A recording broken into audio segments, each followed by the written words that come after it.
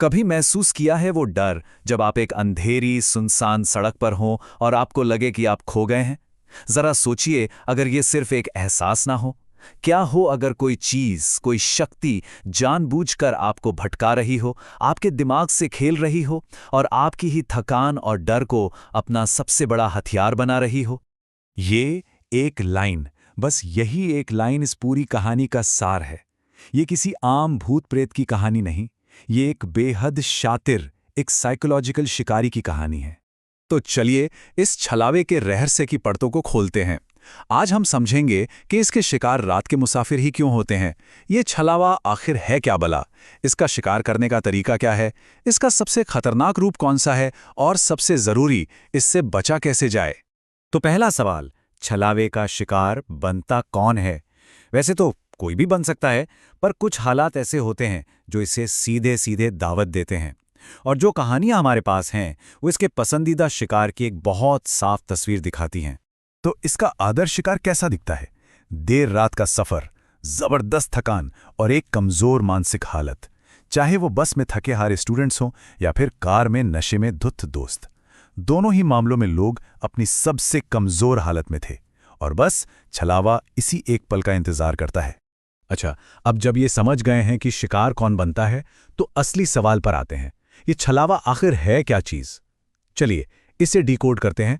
तो देखिए, छलावा कोई आम भूत नहीं है जो सिर्फ डराता है। इसका सबसे बड़ा हथियार है धोखा। अरे इसका तो नाम ही यही बताता है। ये फिजिकली अटैक नहीं करता, बल्कि आपके दिमाग को ही आपके खिलाफ एक हथियार बना देता है।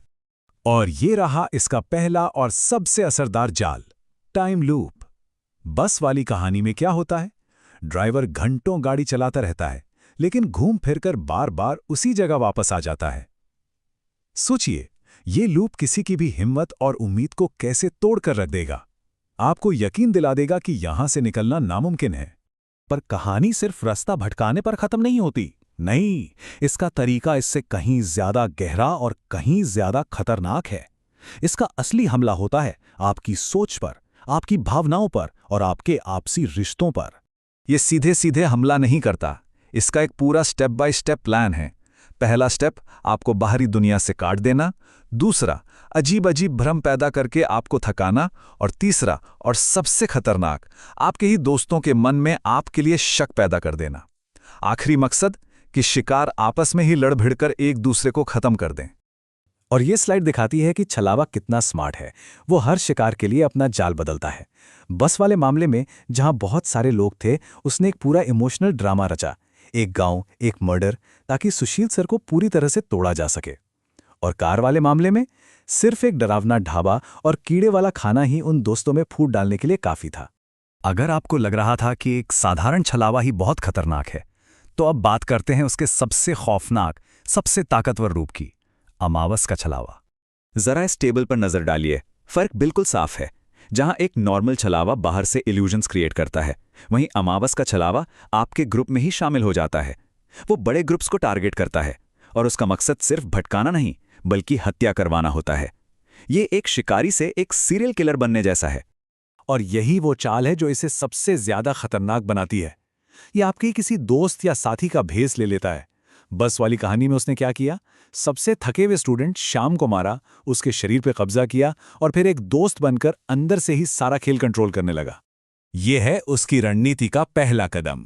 श्याम बनकर वो इल्जाम डाल देता है एक बेगुनाह श्रीकांत पर। ऐसा करके वो सबका ध्यान असली खतरे यानी खुद से पूरी तरह भटका देता है।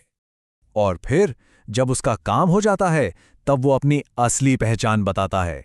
ये कहानी का वो जबरदस्त मोड़ है जहां पता चलता है कि जो सबसे मददगार दोस्त था, असल में वही सबसे बड़ा दुश्मन था।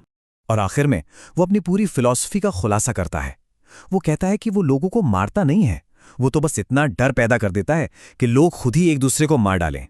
डर ही उसकी असली ताकत है। इन सब खौफनाक कहानियों के बाद सबसे बड़ा सवाल यही है कि क्या इस दिमागी जाल से बचने का कोई तरीका है? जवाब है हाँ। तो चलिए अपने आखिरी हिस्से की तरफ बढ़ते हैं और देखते हैं कि इससे बचा कैसे जा सकता है। तो देखिए, इससे बचने के लिए किसी जादू टोने की नहीं, बल्कि लॉजिक, ऑब्जर्वेशन और हिम्मत की जरूरत है। जिस पल आप ये महसूस कर लेते हैं कि कुछ तो गड़बड़ है, आप उसके खेल को तोड़ना शुरू कर देते हैं। और सबसे जरूरी है एक दूसरे पर विश्वास बनाए रखना, क्योंकि छलावा इसी विश्वास की नींव को हिलाना चाहता है। और यही सबसे अहम सबक है। बस वाली कहानी में श्रीकांत ने छलावे की कहानी में एक लॉजिकल गलती पकड़ ली कि शाम का मामा तो गोलगप्पे बेचता था, उसकी कोई ट्रैवल एजेंसी नहीं थी। और कार वाली कहानी में अक्षय ने आदि के अजीब बर्ताव को नोटिस करके सच का पता लगाया। छलावे का भ्रम कितना भी ताकतवर हो, पर वो परफेक्ट नहीं होता। और यहाँ कहानी में एक बहुत ही कह सकते हैं दिलचस्प मोड़ आता है। जब कोई इंसान छलावे को हराता है तो वो उसे खत्म नहीं करता, बल्कि असल में उसे मुक्ति दिलाता है। ये शिकारी और शिकार के बीच एक बहुत ही अजीब सा रिश्ता है, जहां इंसान की जीत उस भटकती आत्मा की मुक्ति बन जाती है। और आखिर में यह हमें एक बहुत बड़े सवाल के साथ छोड़ जाता है। छलावा भले ही एक बाहरी शक्ति हो, लेकिन वो जीतता तभी है जब हम अपने अंदर के डर, शक और गुस्से को हावी होने देते हैं। तो सोचने वाली बात है ना, कि शायद असली लड़ाई सड़क पर नहीं, हमारे अपने दिमाग के अंदर होती है।